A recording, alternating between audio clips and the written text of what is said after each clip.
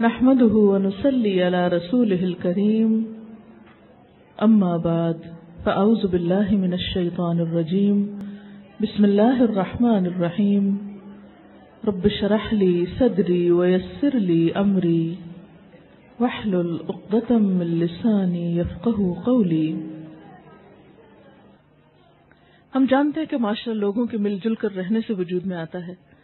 اگر لوگوں کے آپس کے تعلقات خوشگوار ہوں گے تو یقینی طور پر ایک خوشگوار معاشرہ وجود میں آئے گا، مگر شیطان جو انسان کا ازلی دشمن ہے وہ لوگوں کے آپس کے تعلقات کو کبھی بھی پھلتا پھولتا ہوا نہیں دیکھ سکتا، اور خصوصاً ازدواجی زندگی کی خوشی اس کو برداشت نہیں ہوتی، اور وہ ان تعلقات میں ہمیشہ دراڑیں ڈالنے کے لیے طرح طرح کے حربے استعمال کرتا ہے۔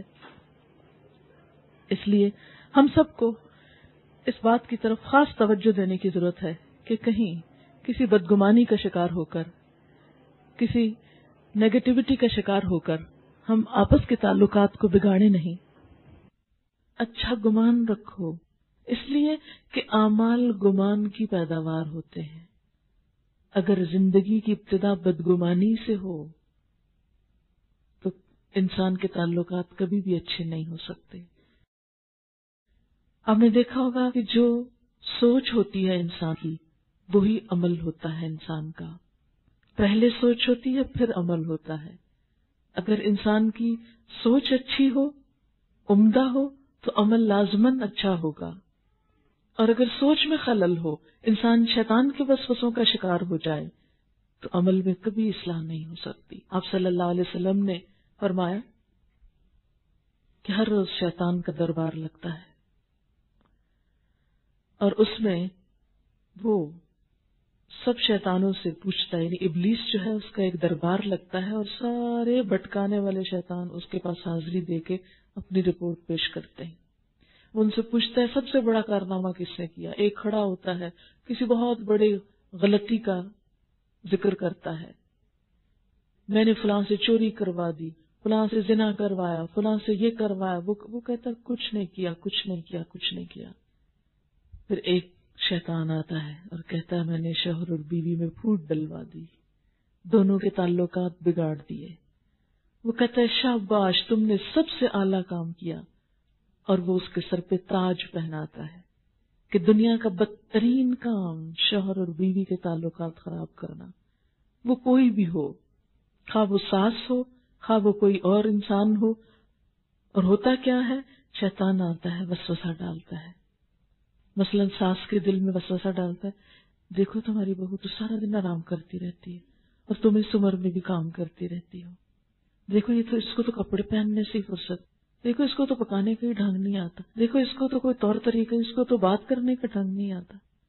اب آپ خود سوچیں کہ ایک میچور خاتون کہاں اور ایک چلبلی لڑکی کہاں، جس نے ابھی زندگی کی کوئی تلخی نہیں دیکھی، کوئی ٹریننگ ہی حاصل نہیں کی، ابھی تو پکانا ہی نہیں سیکھا، ابھی تو گھر کا رکھ رکھاو ہی نہیں سیکھا۔ اور خاص طور پر ہمارے کلچر میں جہاں لڑکیوں کو پڑھنے سے ہوش نہیں آتی کہ شادیاں ہو جاتی ہیں، وہاں انہوں نے گھرداریاں کہاں کی ہوتی ہیں۔ تو ان سے وہ توقع رکھنا جو کئی سال سے ایک عورت اس گھر کے نظام میں بہتری لائی ہوئی ہے۔ آپ دیکھیں کہ ساس جو ہے اس گھر میں کئی سالوں سے، کم از کم 20-25 سالوں سے تو ہوتی ہے۔ اب ایک خاتون جو 25 سال سے ٹرینڈ ہے اس گھر کو چلانے میں، اور ایک لڑکی جس کو 25 دن نہیں ہوئے، ان کا مقابلہ کہاں سے ہوگا؟ لیکن شیطان وسوسے ڈالتا چلا جاتا ہے اور کڑھن اور جلن اور تکلیف پیدا کرتا ہے۔ لہذا وہ جلن دل سے پھٹ کے زبان پہ آتی ہے، اشاروں کنایوں سے بات شروع ہوتی، پھر تانوں پہ آ جاتی ہے، اور پھر لڑائی جھگڑوں پہ آ جاتی ہے، اور پھر ڈائریکٹ کرنے کی بجائے انڈائریکٹلی بیٹے کو اکسایا جاتا ہے۔ اسی طرح وہ بیوی کے دل میں آ کے وسوسے ڈالتا ہے شیطان کہ دیکھو تمہارے ساتھ بڑا ظلم ہو رہا ہے۔ وہ کہتا ہے اپنی ساس کو کمپیئر کرو ماں کے ساتھ، اور شوہر کو کمپیئر کرو باپ کے ساتھ، اور پھر وہ کہتا ہے تمہارا باپ تو اتنا اچھا تھا کہ ایک اشارہ ہی کافی ہوتا تھا، اور یہ دیکھو روز وعدہ کرتا ہے اور چیز لا کے نہیں دیتا۔ کبھی کوئی لڑکی شوہر کو باپ سے کمپیئر نہ کرے، وہ کبھی کامیاب نہیں ہو سکتی۔ باپ باپ ہوتے ہیں، ہم ان کی اولاد ہوتے ہیں، جو ان کے دل میں ہمارا مقام ہوتا ہے وہ شوہر کے لیے نہیں ہو سکتا، شوہر کے اندر نہیں ہو سکتا، کیونکہ وہ رشتہ دوسرا ہے۔ اور یہ بھی ہو سکتا ہے کہ شوہر باپ سے بھی زیادہ کہیں کیئرنگ ہو، لیکن عموماً کیا ہوتا ہے، شوہر کی اچھائیوں کو ہم ایک طرف رکھتے ہیں، وہ نہیں باپ سے کمپیئر کریں گے۔ اس کا خیال رکھنا، اس کی محبت، اس کی ساری قربانی۔ اب آپ دیکھیں کہ ہمارے ہاں لڑکی کی سچویشن کو بہت پیتھیٹک بنا دیتے ہیں، ہے بیچاری گھر چھوڑ گئی، ہے بیچاری میکا چھوڑ گئی، اور معلوم نہیں کیا کیا وہ راگ بنائے ہوئے ہیں کہ جس سے خوب لڑکیوں کو رلایا جاتا ہے کہ تم تو بہت ہی مظلوم ہو جس سے سب کچھ چھن گیا۔ حالانکہ یہ نہیں دیکھتے کہ وہ ماں جس نے ایک بیٹا پیدا کیا، وہ پالا پوسا بڑا کیا، اس کو پڑھایا لکھایا، اس کو کمانے کے قابل بنایا، پھر اس نے گھر بنایا، ایک باہر سے آنے والی کو وہ سب کچھ دے دیا، تو جس ماں نے اپنا بیٹا دے دیا اس سے بڑی اور کیا قربانی مانگی جائے گی؟ لہٰذا کبھی بھی ایک بہو کو یہ نہیں سوچنا چاہیے کہ میری ساس نے مجھے وہ نہیں دیا، یہ نہیں پوچھا، وہ خیال نہیں رکھا۔ اس سے، ان وسوسوں سے تعلقات خراب ہوتے ہیں، اس سے بگاڑ آتا ہے، اس سے تعلقات کی کبھی اصلاح نہیں ہو سکتی۔ تعلقات خراب کرنے والے سارے وسوسے دراصل شیطان کی پیداوار ہوتے ہیں، اور ہم کبھی بھی ان کے بارے میں متنبہ نہیں ہوتے۔ ایمان والوں کی صفت بتائی گئی، اذا مسہم طائف من الشیطان تذکروا فاذا ہم مبصرون، کہ جب انہیں شیطان کا کوئی وسوسہ چھو جاتا ہے تو یکایک ہوش میں آ جاتے اور وہ دیکھنے لگتے، نہیں یہ ایسے نہیں ہو سکتا۔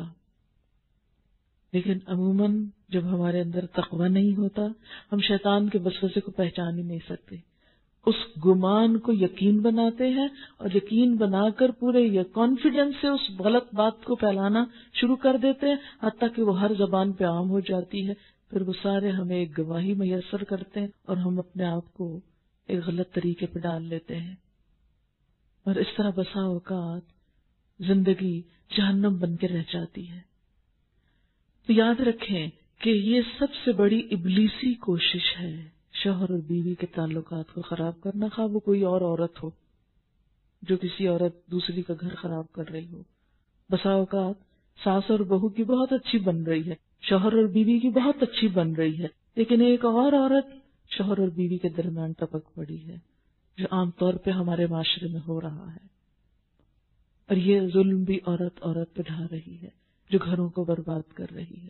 شوہر اپنے بچوں کو، اپنی بیوی کو، باپ اپنے بچوں کو بھلا کے ایک اور عورت کے عشق میں گرفتار ہو کر اپنی ساری ذمہ داریوں سے غافل ہے۔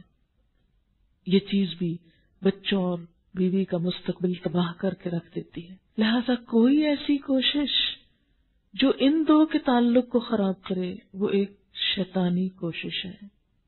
اس لیے کہ جب ان دو کا تعلق خراب ہوتا ہے تو صرف دو افراد نہیں، دو خاندان ملوث ہو جاتے ہیں، دونوں کے والدین، بہن بھائی، سارا قبیلہ متاثر ہوتا ہے، انسان کی عبادت، انسان کا اخلاق، مزاج، ہر چیز بگڑتا ہے۔